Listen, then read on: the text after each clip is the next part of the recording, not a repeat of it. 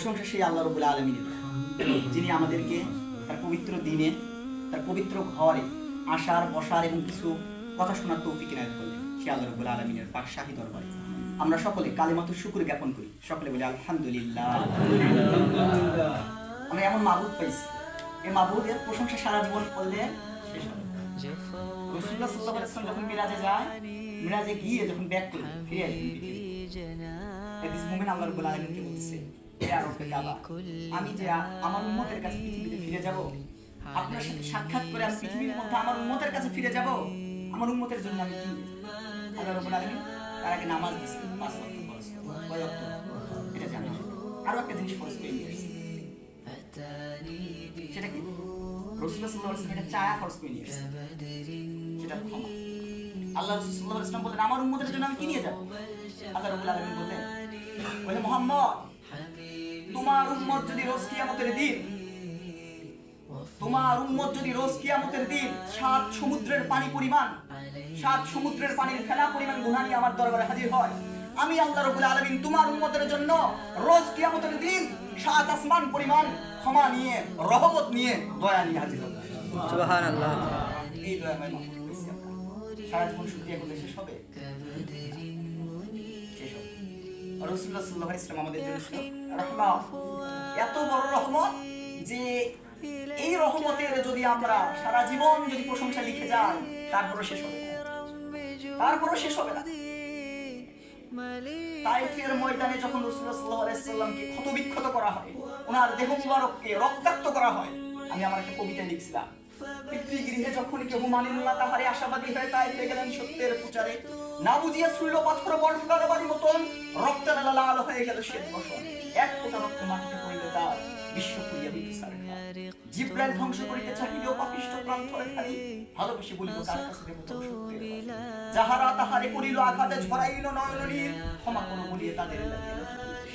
হায়রে মহামানব, কোন মাটিতে ঘুমিয়ে আছো তুমি, যে মাটিতে ঘুমিয়ে আছো?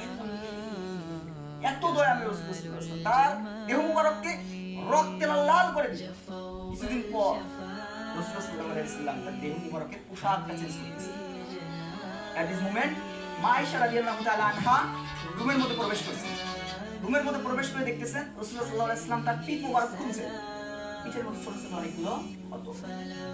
মা আয়েশা দাঁড়িয়ে বললেন, নবী হে, আপনি এত সুন্দর শুভ্র দেহ, যার চেহারায় কোনো খুঁত নাই, যার চরিত্রে কোনো খুঁত নাই, তার পিঠ মুবারকে এই ক্ষতগুলো খুবই খারাপ লাগছে, আপনি চায় তো আল্লাহর কাছে দোয়া করি এই ক্ষতগুলো ভালো করে নিতে পারেন। রাসূলুল্লাহ সাল্লাল্লাহু আলাইহি ওয়াসাল্লাম বলল, ওহে আয়েশা, তুমি প্রথমবার যে কথা তোমার ওই জবান দিয়ে উচ্চারণ করেছো, দ্বিতীয়বার তোমার জবান দিয়ে এই কথা উচ্চারণ করিও না, কারণ এগুলো তাইফের ময়দানে। কিয়ামতের দিন আমার উম্মত যখন জাহান্নামে যাবে, আমি আমার রব্বে কাবাকে দেখিয়ে, প্রত্যেকটা ক্ষত দেখিয়ে, প্রত্যেকটা ক্ষতর বিনিময়ে আমার লক্ষ লক্ষ উম্মতকে আমি জাহান্নাম থেকে জান্নাতে নিয়ে যাব। সুবহানাল্লাহ। এই দয়াময় রাসূল পেয়েছি। এই রাসূলের রওজা মুবারকে কালিমাতুশ শুকর আছে না? তার পাশাপাশি আমরা এই রাসূলুল্লাহ সাল্লাল্লাহু আলাইহি ওয়াসাল্লামের রওজা মুবারকে আমরা দরুদ জ্ঞাপন করি, সকলে বলি সাল্লাল্লাহু আলাইহি ওয়াসাল্লাম। আল্লাহুম্মা সাল্লি আলা সাইয়্যিদিনা মুহাম্মদ ওয়া আলা আলিহি ওয়া আসহাবিহি আজমাইন। সময় খুব সংকীর্ণ, এই সংকীর্ণ সময়ে কোনো একটা নির্দিষ্ট টপিক ধরে কথা বলার আসলে সময় নেই। আমি কয়েকটা এমনিতে ভাঙ্গাচোরা কথা বলেছি, টপিক ধরার কোনো সময় নেই। আমরা সূরা ফজর সকলে জানি না?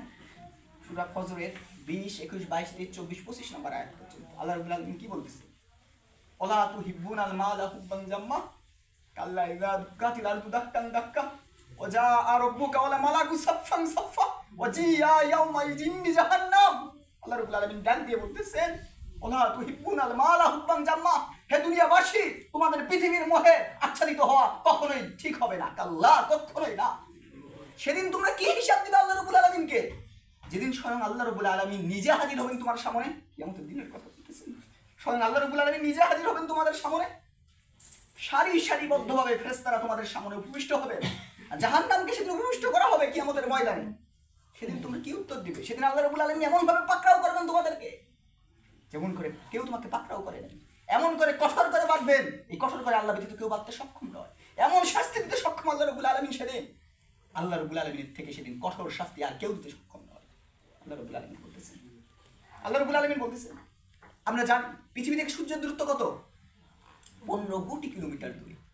15 কোটি কিলোমিটার। এটা চাকরিখানি কথা। 15 কোটি কিলোমিটার দূরে সূর্যের অবস্থান।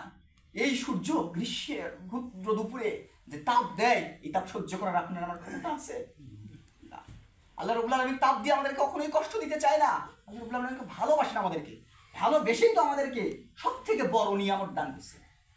দুনিয়ার জীবনে সব থেকে বড় নিয়ামত কি? আল্লাহ রাব্বুল আলামিন আমাদেরকে মুসলিমের ঘরে জন্ম দেওয়া, ঠিক না? ঠিক। এর থেকে বড় নিয়ামত হতে পারে? জন্মের পর আমাদের কেউ না কেউ কানের মধ্যে আজান দিচ্ছে, আল্লাহু আকবার ধ্বনিটা শোনাইছে। আমরা জন্মের পর থেকে শুনে আসতেছি আমাদের নবী মুহাম্মদ সাল্লাল্লাহু আলাইহি ওয়াসাল্লাম দিনের কথা আমরা শুনে আসতেছি জন্মের পর থেকে। এর থেকে বড় কোনো নিয়ামত আছে? আল্লাহ রাব্বুল আলামিন আমাদেরকে ভালোবাসার জন্য এই নিয়ামত দিয়েছেন। 15 কোটি কিলোমিটার থেকে যখন গ্রীষ্মের তপ্ত দুপুরে সূর্য আমাদেরকে রোদ দেয়, কিরণ দেয়, আমরা সহ্য করতে পারি না। এটা আল্লাহ রাব্বুল আলামিন আমাদেরকে অসহ্য অসহনশীল মাত্রার জন্য দিচ্ছে না। আল্লাহ রাব্বুল আলামিন দিয়ে আমাদেরকে জানাইতেছে, হে গোলাম আমার, 15 কোটি কিলোমিটার দূরে যে সূর্যের অবস্থান, এই সূর্য যখন গ্রীষ্মের দুপুরে একটু তাপ দেয়, সহ্য করতে পারিস না। কিয়ামতের দিন যখন তোর মাথার 3.5 হাত উপরে এই সূর্যকে আমি স্থাপন করব, তখন তুই কেমন সহ্য করবি? আমার পথে ফিরে আয়। এটা আল্লাহ বলে, আমরা বুঝি না, আমরা বোকা জাতি, আমরা বুঝি না। আলী রাদিয়াল্লাহু তাআলা আনহু বলেন, এ বনি আদম সব থেকে একটা বোকা। যত আল্লাহ সৃষ্টির কুল আছে সব থেকে বনি আদম বোকা। কেন? পিঁপড়া সবসময় আল্লাহর জিকির করে, জানেন আপনার হাদিসটা? একটা পিঁপড়া সবসময় আল্লাহর জিকির করে।